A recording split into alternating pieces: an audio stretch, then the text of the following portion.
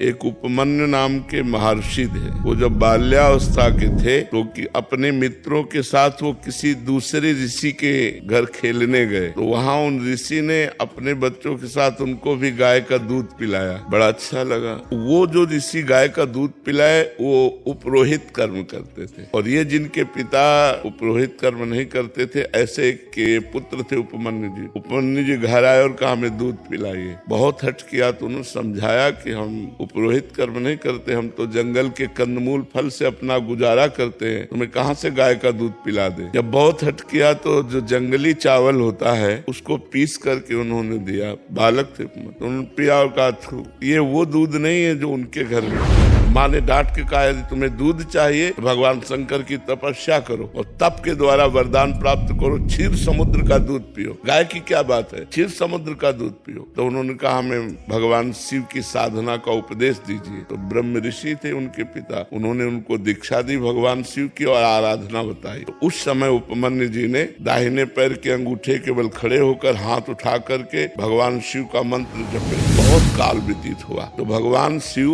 उनके सामने शिव रूप में प्रकट नहीं हुए, देवराज इंद्र के रूप में प्रकट हुए, नंदिकेश्वर एरावत के रूप में, और भगवती अम्बा सची के रूप में, और जितने शिव पार्षद सब देवताओं के रूप में। और कहा वरम ब्रूहि, वरदान मांगे। उन्होंने आंख खोला, देखा देवराज इंद्र, तो प्रणाम किया और कहा देवराज इंद्र मुझे आपसे कुछ नहीं चाहिए, मैं भगवान शंकर का भक्त हूँ, मैंने भगवान शंकर की आराधना की है, मुझे जो कुछ चाहिए वो शंकर से चाहिए। तो निंदा करने लगे, क्योंकि भगवान शंकर ही थे, सीता की भस्म लगाते हैं, मुंडों की माला पहनते हैं न ऐसा। तो उनका सावधान, हमारे ही सामने हमारे इष्ट की यदि निंदा करोगे तो हमको असमर्थ मत समझो, मैं ऋषि बालक हूँ, अगर शाप दे दिया तो आप भी भस्म हो जाओगे। तो फिर वो निंदा शुरू कर दी, क्योंकि वो भगवान शंकर ही थे ना। तो उन्होंने कहा देवराज इंद्र अगर भगवान शंकर मुझे श्वान बना दे तो मुझे स्वीकार है, और तुम अपना देवराज इंद्र पद देना चाहो तो भी स्वीकार नहीं है। मैंने भगवान शंकर की आराधना की, अब एक भी शब्द अगर भगवान शंकर के प्रति बोले तो मैं दंड देने में समर्थ हूँ। फिर वो बोलने लगे, तब उन्होंने अघोर मंत्र का प्रयोग किया। ये मंत्र सिद्ध हो जाए तो किसी के भी ऊपर मारण, मोहन, वशीकरण, उच्चाटन आदि का,